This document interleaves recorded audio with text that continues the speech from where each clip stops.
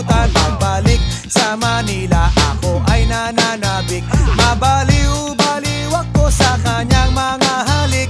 Okay lang, di maiwasan na mamiss paminsan-minsan. Pero pag kami nakita, aking panggigigilan. Di ko siya titigilan when she comes.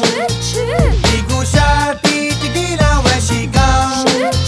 Di ko siya titigilan, di ko siya titigilan, di ko siya titigilan when she comes. Kay ganda ng aming samahan at walang nanlalamig. Mas pa sa mag-asawa